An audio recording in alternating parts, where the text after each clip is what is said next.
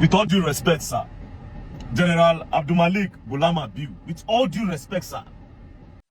Say, how? Please allow her, please.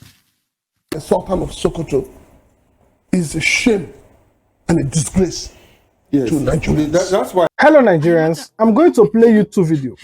And this particular two videos, though we'll talk about other videos, I want you guys to learn from it, especially if you are Igbo person or from Southeast. Learn from this video. This video is to educate you and not to provoke you. You must listen with your heart, not with your ear. How many of you remember this man, this Nigeria military general, when he came out to say that Fulani herdsmen can be treated, pampered because they are citizens of Nigeria? Oh, they are even a prodigal son. They are inspired to become Nigeria president, no matter any person when they buy, they are citizen because they are Muslim. Now he's back. I want you guys to listen to what he's saying about Ipob, people from the Southeast, what they will do to anybody that is from Southeast. And I want you guys to watch this video.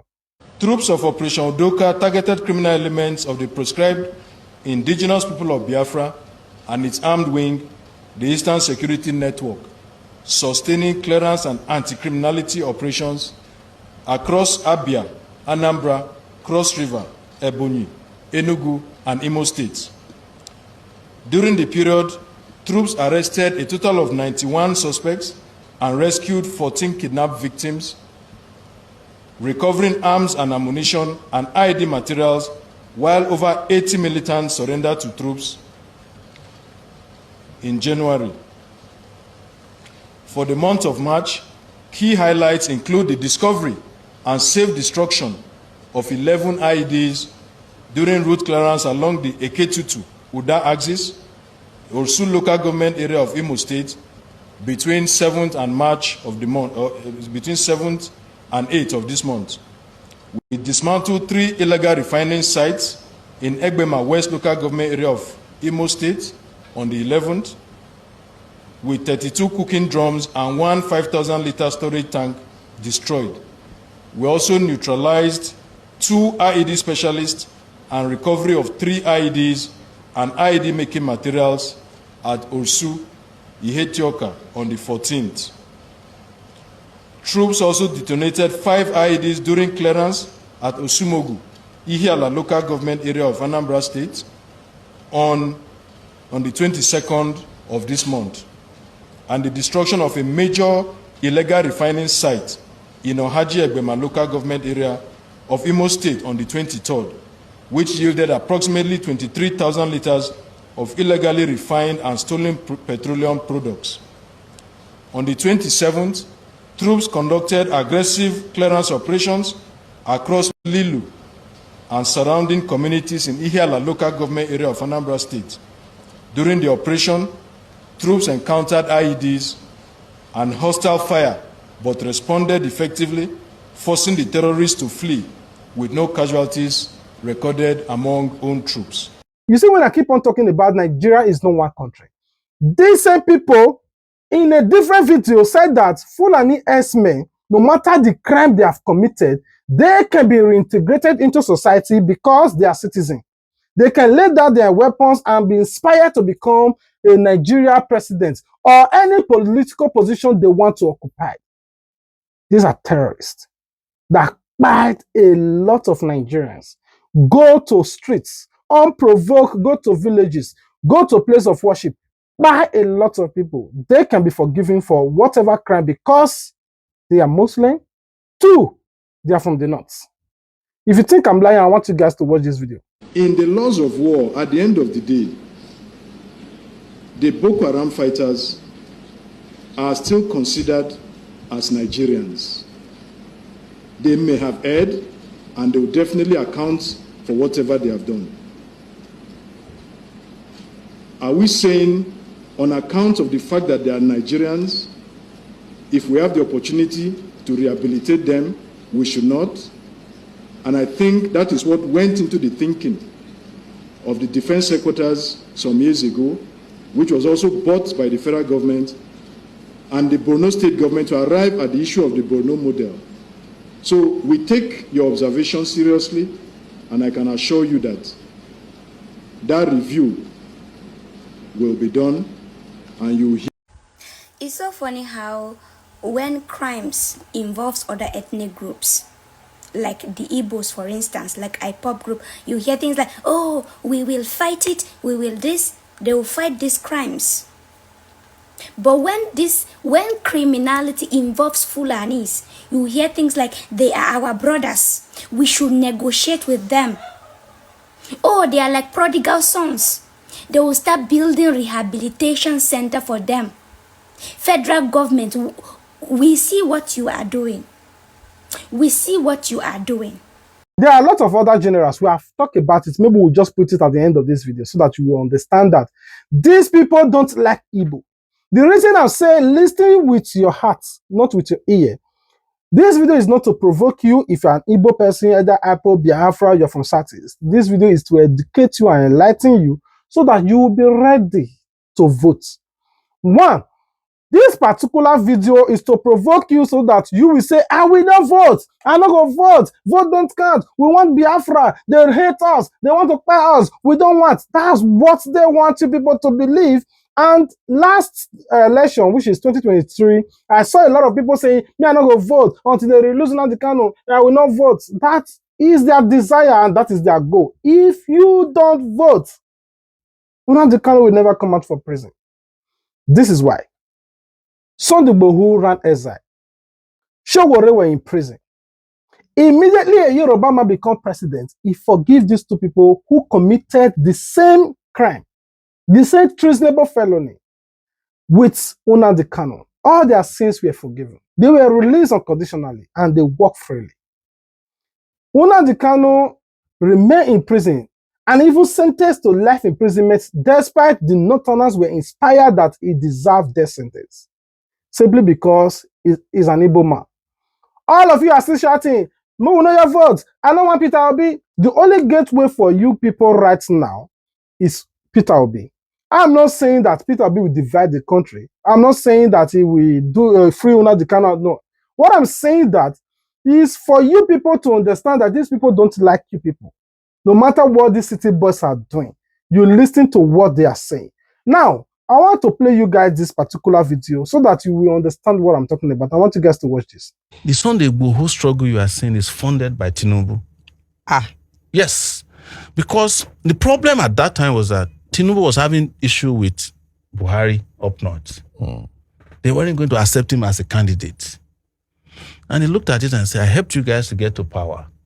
You guys don't want my candidacy. I'm going to tell the Yoruba people to leave. He started funding them. They have not denied it. So, Buhari being who he is, came and tried to kill Sunday Igboho.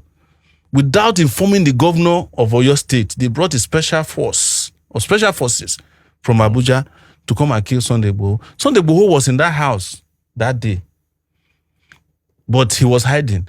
Before they came back, he had jumped the fence.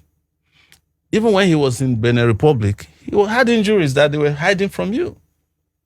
And he left that night. He left Nigeria that night. They wanted to kill him so that Tinubu will know that they are not playing. That's what happened. So Tinubu had to retreat because it was based on their own security intelligence that Tinubu was behind them. But they had already achieved what he wanted to achieve, which was to scare the Buhari people to know that he has the capacity to disrupt the country. And you know, an average Northerner, with due respect to them, their issue is unity. If you want to appeal to the North, just say that unity, no wala. Anybody that discusses anything other than unity is the enemy of the North. You listen. Now you heard what Showore said. The president himself was the one that orchestrates and sponsor Sunday Igboho. Nnamdi Kanu is still in prison. That's why, no matter what these people think, no matter what they are doing, they never like you. They will never like you. I came across this particular video of Kaha Truth, Emma Sokoto, and I want you guys to watch this particular video. We'll be right back. But this question is, why does it seem as though some prominent northern politicians and leaders defamed the terrorists and the bandits. And I'll give you an example. One of the examples is the Sultan of Sokoto. And this was reported in BBC News, where the Sultan of Sokoto said that the crackdown on Boko Haram is condemnable. The headline says Sultan of Sokoto condemns Boko Haram crackdown. And then in another news, he said that you fight Almighty Allah when you fight Boko Haram. And in another news by Channels TV, he was quoted as saying that Sultan demands amnesty for Boko Haram. And in another news by Daily Post, he was quoted as saying that Sultan of Sokoto tells Boko Haram to stop killing Muslims. So this was interpreted to mean that they can kill Christians, non-Muslims. And people have also pointed out the fact that the Sultan of Sokoto was a brigadier general attaché, military attaché to the Nigerian embassy in Afghanistan. So they are trying to link, Afghanistan will know what is going on there and the current happenings in Nigeria. And then the former president, Muhammadu Buhari. In 2013, he was quoted as saying that the military offensive against Boko Haram is anti-North. This was when... Anti-North? Yes. This was when Goodluck Jonathan was pronounced state of emergency in Borno, Yobe, and Adamawa State. And then again, Issa Pantami, who later became the Minister of Communication, described Boko Haram fighters as our Muslim brothers and complained that they were being killed like pigs instead of being pampered like the Niger Delta militants. And former Zamfara state governor, who is now the Minister for State for Defense, Bello Matawale, was quoted as saying that not all bandits are criminals, insisting, he said that some of the bandits and terrorists picked up guns because vigilantes wronged them. And while he was in government, he pushed all kinds of amnesty programs for these bandits. And his former head later came out and made all sorts of allegations that while he was governor in Zamfara, that he uses the state house to harbor bandits, and he even bought, I think he said about 150 Toyota Hilux vehicles for them, and also bought roasted cattle from this bandit. And then again, our current vice president, Kashim Shettima, he was quoted in 2011. He said the Boko Haram people are human beings who deserve fair hearing. This was when he was still governor, and called them our brothers. He called for dialogue instead of a hard crackdown. And this is the man who, the popular Boko Haram terrorist who was later apprehended, Kabiru Sokoto, after bombing the Catholic Church, was later caught in the Borno Governor's Lodge in Abuja here. After he escaped from police custody, was caught in the Governor's Lodge. And a lot of things. There was a time a sheriff also said something he said that it was not him that started Boko Haram, that it was Kashim Shettima, even though he later denied all of these are reports. And we've also seen where terrorist leaders are Tuban in, I've forgotten the name of that place. They were made chiefs. So why is it that it seems northern politicians and leaders defend these terrorists and bandits? I am not a sympathizer of the sympathizers of Boko Haram or any criminal in Nigeria, no matter his position. I will never support or be a sympathizer of a terrorist or a sympathizer of a terrorist. If someone is sympathizing with the terrorists and he's been arrested by the government, I will not sympathize with him because I know the damage they have done to our people. And I said it in one of my clips that all the Muslims should disclaim the terrorists and their sympathizers and supporters. Any cleric who comes out to publicly sympathize with the terrorists, I disown him. But all what you read, I will not say it is true or not. They have to be asked. You know, Nigerian journalism is one of the mysterious journalism in the world, because you will find a caption and read the content and you will not have the caption.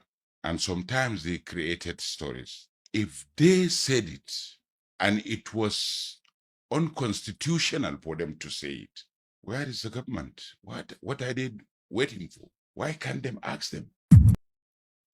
When I talk about him, a lot of people believe, oh, he's our northern leader. Don't talk about him.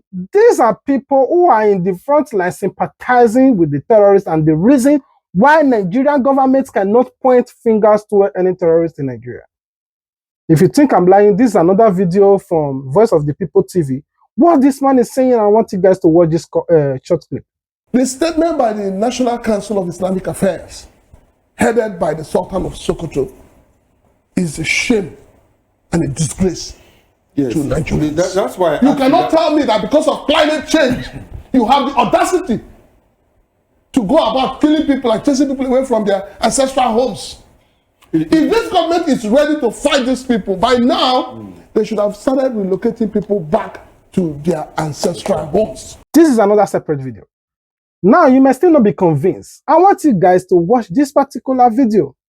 The Joint Task Force, though, has continued to employ many non-kinetic operations to win the hearts and minds of the populace. The complex operational environment in the Southeast region has necessitated the continuous conduct of kinetic operations. Ipob activities are primarily concentrated in Sector 5, which is Anambra State, and Sector 4, Imo State, though there is a growing presence in Sector 3. So the Nigerian military is conducting sweeping operations against Ipob and the Eastern Security Network, ESN, in the Southeast, Nigerian Army spokesman declared. I don't even understand what this means at all. So with everything that is happening in this country, all the things happening in Zamfara, Kano State, Benue State, Kaduna State, Borno State, everything that has been happening, we just want to leave that one or reduce the manpower that are fighting all these Boko Haram terrorists in this country to go to the east to go and face Ipob. Why? Why? Ipob is a threat to you, or they are a threat to who exactly? I don't even understand. You want to go and face Ipob so that those terrorists, what will now happen to them? Like, I don't even understand. The last time it was Operation Snake Python, whatever that happened some years ago under Buhari, there is nothing they did not do in the East. I was expecting that same character, that same manpower, for them to march to Sambisa and go and clear all this Boko Haram. But no, military men are even advising their soldiers, if you see them, do not attack, do not engage, because they have more weapons than you.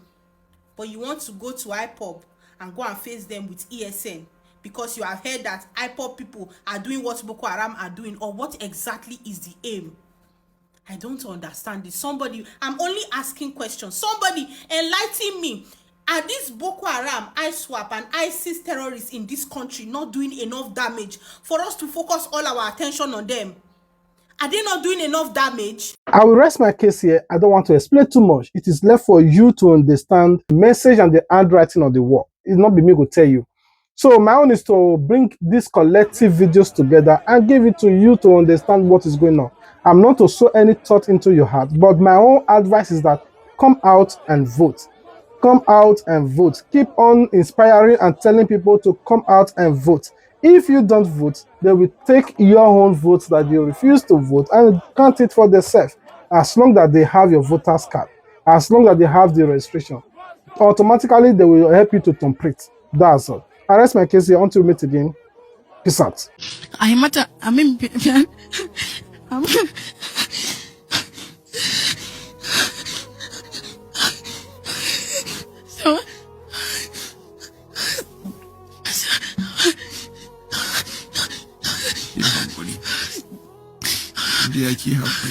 Sai wasu suka ce a yawan fyaɗe a yawan bidiyo a wasa inda na yi magana Ahmad Ali.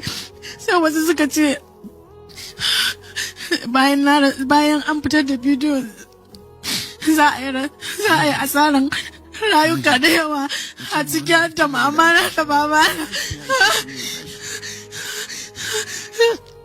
a cikin da momi da babana. Sai ya ce kawai a harbe ni. Sai ya ce akwai 'yan sanda a kusa da gurin da suke za su iya jin karar bindiga su zo. Sai suka ban san me suka daure ni da shi ba. Sai suka rufe min baki da hanci. Sai suka daure min hannuwa ta baya. Sannan suka sa wani abu suka daure min wuya. Ban san ko meye ba. Sai suka daure min wuya na. Ban san ko meye ba. Sai na bana iya buɗe ido na in gasu. Sai suka ce min idan na je lahira na gaya wa Lamidun da ya aiko ni cewa kafin ya bani kuɗin kwangila na, to sai dai ya taya ni da addu'a. To ba zan iya yin magana ba lokacin, ina jin sanyi hijabi na, ashe jini ne yake zubowa ta hanci na. Da suka tabbatar da bana iya numfashi sai suka yadda ni wajen suka tafi abinsu. Suka banni gurin, suka tafi suka banni. Da suka banni ban san lokacin da na tashi saboda ban san tafiyar su ba ko da suka tafi na su ma. Bayan ban san lokacin da na ɗauka kwanci gurin ba. Sai na je hau. Please allow her, please. Sai na ji an watsa min ruwa. Da aka zuba min ruwa sai ya tallabo ni. Wani mai mashin ne. Sai ina suka jefar da ke? Mai mabur ɗin da ya ɗauko ni ya ce a garejin Shafi'u. Kusa da garejin Shafi'u a nan suka yadda ni kafin shigowa cikin garin Sokoto. Sai ya zuba min ruwa ya rungume ni ya ce baiwa Allah me ya same ki? Na ce don Allah ka taimaka ka kai ni police station, barayi ne suka sato ni. Sai yana da ruwa ya ɗauka ya bani na sha. Da ya bani ruwa na sha sai ya aza ni gaban babur ya runguma ne yana tafiya. So a jikin shi nake kwance gaba ɗaya. Sai ya shigo da ni kafin zuwa kan wuri sai ya sauke ni. Sai na tambaye shi don Allah nan ina ne, wani gari nake? Ya ce min Sokoto. Na ce mishi a ina? Ya ce kafin garejin Shafi'u. Ya ce to da Allah ka kai ni police station. Sai ya ce to wani police station? Na ce ka kai ni police station ɗin yan murna. Can ne kusa da, can ne police station ɗin da na san mu tana da girma Sokoto zan samu tsaro. Kafin ya kai Sokoto a jikin shi nake saboda ban iya zama da kaina kuma komi ban iya yi da kaina sai da taimakon shi. Amma ina jin shi data tana kokarin fita. Ina fisgota da ƙarfi. Sai muka kai wani guri. Sai ya ce ya saukar da ni. Ya ce min ya sunanki. Na ce mishi Maryam. Sai yake ce min dan in na ce Hamdiya maybe ya sani tun da bidiyo na lokacin ya yi ta yawo. Sai ya ce min to Maryam ki ya haƙuri na sauke ki nan. Talking about Operation Safe Corridor. So many people have asked that question, why do we need to rehabilitate criminals? They all should be killed. Because they kill people. Well, that may make sense. But even in the Bible, we heard about the prodigal son. If there was not that window for the man to come back, would he have come back? So the point is that these are Nigerians, mostly, and it's important for us to give them that window to repent if they want to, rather than pushing them to the extreme to say, okay, it's either we kill you or you continue with the adventure. I think it's important for us to make people understand, especially the National Assembly, because as we speak now, everything about safe corridor has been driven by everyone. You need to come on board. Boko Haram should lay their arms unconditionally and be accepted in the community. Opportunities are out there for them. They can be rehabilitated. An ex-Boko Haram stands having laid his arms and comes back, turns his way away from his negativity. He stands to be a president of this country. He stands to aspire to any position in this country. Why is he wasting his time when he cannot even deliver? We will do that. But we have appealed to them, including their detractors, their collaborators, to see reason to, as fast as possible, quickly drop their arms so that we can once again reoccupy our peaceful position in Nigeria.